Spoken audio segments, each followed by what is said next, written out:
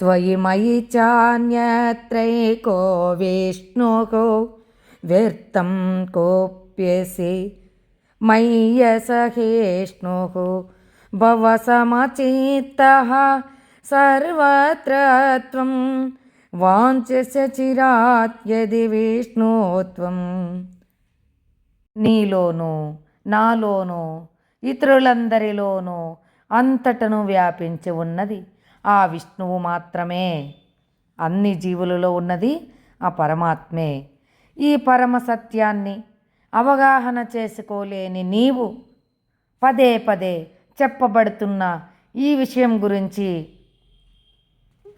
వినే ఓపిక లేని నీవు పదే పదే గురువులు ఎంతోమంది చెప్తున్నా వినే ఓపిక లేక అనవసరంగా చిరాకు పడుతున్నట్టున్నావు. కానీ ఎందుకంటే మనలో ఏదైతే అవగుణం ఉందో ఎదుటి వాళ్ళు చెప్తే అప్పుడే మనకు చిరాకు అనిపిస్తుంది. అందుకే చెప్పేటువంటిది వినే ఓపిక లేక చిరాకు పుడుతూ ఉంది అని చెప్తున్నాడు.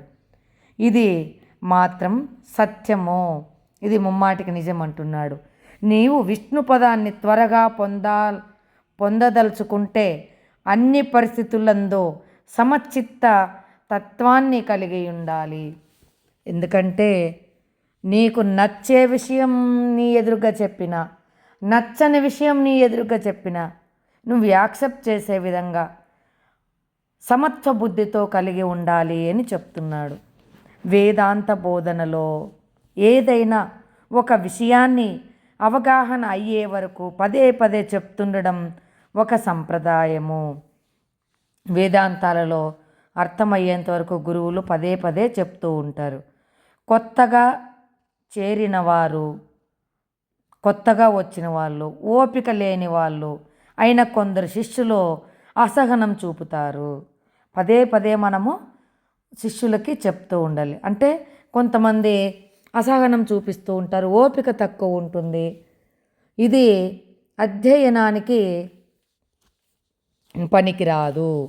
అంటే కొత్తగా వచ్చినప్పుడు చిరాకు ఉండటము, ఆ ద్వంద్వాలకు అతీతుడుగా మనకు నచ్చని విషయం చెప్పినా కూడా ఆనందంగా వినాలి. అనుకున్నది నాకే అని ఎందుకు నువ్వు అనుకోవాలి? అలా పనికిరాదు. అందుచేతనే సమచిత్తుడు కమ్ము అని అంటున్నారు గురువుగారు. మనలో విషయాలు చెప్తున్నా కూడా మనము ఓపికతో శ్రద్ధతో వినాలి. భగవద్గీతలో కూడా సమత్వం యోగికి జ్ఞానికి చాలా అవసరమని చెప్పబడింది. సమత్వ బుద్ధి ఉండటం ఒక యోగికి కానీ జ్ఞానికి కానీ చాలా అవసరం. నీకు నచ్చిన విషయం నీ ఎదురుగా చెప్పినా, నచ్చని విషయం చెప్పినా నువ్వు యాక్సెప్ట్ అనేది చెయ్యాలి. సమచిత్తాన్ని సాధించడానికి ఒకటి ఈశ్వరార్పణ భావంతో సర్వకర్మల్ని చేయాలి. ఇది నాకు సంబంధం లేదు, ఒకవేళ నాకు సంబంధించిన విషయంగా మాట్లాడుతున్నా కూడా ఇది నాకు సంబంధించిన కాదు, ఇది సర్వం శ్రీ కృష్ణార్పణమస్తు అనేటువంటి విషయంతో వినాలి. పరమేశ్వరుని పైన అచంచల భక్తి కలిగి ఉండాలి. ఎప్పుడు ఏ నిమిషంలో కష్టంలో నష్టంలో ఎప్పుడు అచంచలమైన భక్తి కలిగి ఉండాలి. మానవ సేవయే మాధవ సేవయే అని విశ్వసించి ఆచరించాలి. మానవుని సేవే మాధవ సేవగా భావించి ఆచరించాలి. నిరంతర స్వాధ్యాయము, చింతన, విచారణ చేస్తూ ఉండాలి. నిరంతరము పుస్తకాలు చదువుతూ ఉండటము, భగవంతుని చింతన, నామస్మరణ చేస్తూ ఉండడం, విచారణ చేస్తూ ఉండాలి. సత్య స్వరూపాన్ని ధ్యానిస్తూ ఉండాలి.